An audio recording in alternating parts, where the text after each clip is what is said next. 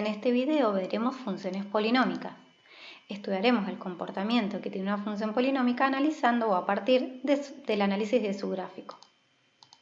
Primero diremos que una función polinómica es aquella que tiene expresión de polinomio, tal como el que se encuentra en este momento en pantalla, siendo el grado de la función polinómica n. El coeficiente principal sería el valor real a sub n y el término independiente a sub 0. El dominio de una función polinómica es el conjunto de los números reales, es decir, que está determinada para cualquier valor numérico real. Las funciones polinómicas son funciones que son curvas continuas.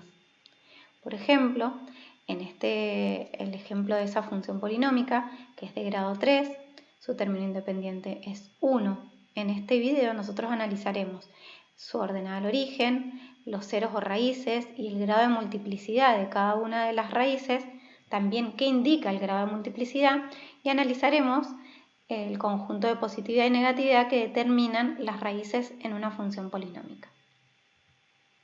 Primero que nada, vamos a revisar algunas funciones polinómicas ya conocidas. Las funciones polinómicas se clasifican en diferentes tipos según el grado de dicha función polinómica. Se encuentran las que ya hemos visto, están dentro de las que hemos visto, se encuentra la función constante, que son aquellas que tienen grado 0. Son las que tienen la fórmula f de x igual a a, siendo a un número real cualquiera. La representación gráfica son rectas paralelas al eje de las abscisas, es decir, al eje de las x. En este ejemplo, por ejemplo, es una función constante. Imaginemos que a es el valor numérico 2, entonces significa que para todo valor de x, su imagen es siempre el valor numérico 2. Las funciones polinómicas de grado 1, que son las funciones afines, aquellas que tienen la fórmula f de x igual a por x más b. El gráfico se representan gráficamente a partir de una recta. Las funciones afines tienen un cero o raíz. Son aquellas que tienen pendiente a, la pendiente indica si la función es creciente o decreciente, y el valor de b indica la intersección con el eje de las y, que es la ordenada al origen. Las funciones cuadráticas son aquellas funciones polinómicas de grado 2. En pantalla se encuentra la fórmula general de una función cuadrática, siendo a, que es el coeficiente principal, distinto de 0. La representación gráfica se denomina parábola. En el ejemplo tenemos 3 parábolas dibujadas. La roja tiene 2 raíces reales distintas. La parábola dibujada en color verde tiene una raíz real doble y la parábola dibujada en color violeta no tiene raíces reales, tiene raíces complejas.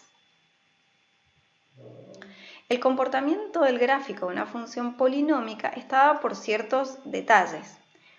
Uno es que la gráfica de una función polinómica corta el eje y en el punto a0 a sub 0. Se denomina ordenada al origen. A sub 0 es el término independiente de dicha función polinómica. Corta el eje x un número de veces igual o inferior al grado que tiene el polinomio. Son los determinados o los llamados ceros o raíces de una función. Si el orden de multiplicidad de una raíz es par, decimos que el gráfico de dicha función toca al eje x en dicho valor, pero no lo atraviesa, sino que rebota en el mismo. En cambio, si el orden de multiplicidad de una raíz es impar, el gráfico de dicha función va a atravesar el eje x en dicho valor, es decir, que va a cortar al eje x en ese punto.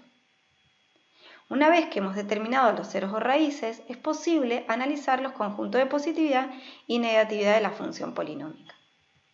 Veamos un ejemplo para entender lo visto hasta ahora. Tenemos el gráfico de una función.